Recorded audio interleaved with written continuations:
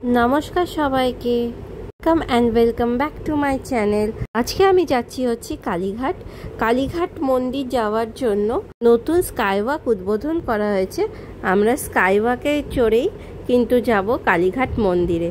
তো মেট্রো থেকে 1 নম্বর গেট দিয়ে আমরা বেরোলাম এবং কিছু দূর হেঁটেই, মানে আপনার 30 মিটার থেকে 40 মিটার মতো হাঁটলেই সামনে আপনি পাবেন এই স্কাইওয়াকটা। তাই আমরা সিঁড়িতে উঠলাম। এসকালেটার আছে, লিফটেরও ব্যবস্থা আছে, যেটা আপনার কনভিনিয়েন্ট হয় সেটাতেই যাবেন।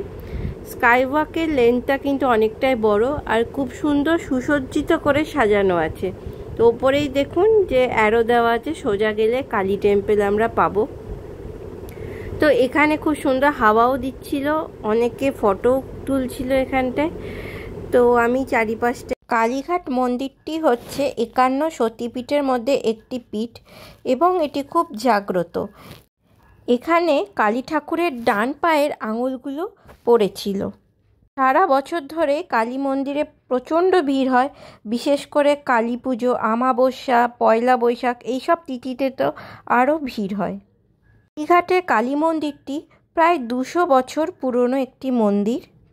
এই মন্দিরটি 8 চালা স্টাইলে বানানো হয়েছে।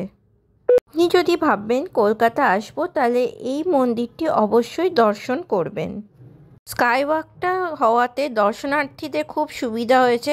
পুরো স্কাইওয়াক ধরে সোজা গেলেই আপনি ডিরেকশন অনুযায়ী গেলেই মন্দিরটি পেয়ে যাবেন। এই স্কাইওয়াক দিয়ে যেতে যেতে কিছুটা দূরেই পেলাম খুব সুন্দর হাতের কাজের নিদর্শন। তাই আমরা এখানে অনেক ফটোও তুলে নিলাম। আর এখানে কালীঘাট সম্পর্কে লেখা আছে এবং এখানকার যে ছবিগুলো দেওয়া আছে সেটা পুরোপুরি এই কালীঘাট সংক্রান্তই কিন্তু ছবিটা তুলে ধরা হয়েছে। এই দেখতে দেখতে আমরা প্রায় পৌঁছে গেলাম মন্দির চত্বরে। মন্দির চত্বরে ঢুকবার আগে দেখুন কত দোকান আছে, যেখান থেকে আপনি মন্দিরে পুজো দেওয়ার জন্য ডালি কিনতে পারেন বা অন্যান্য কিছু সামগ্রী কেনার জন্যও আপনি এইখানে আসতে পারেন।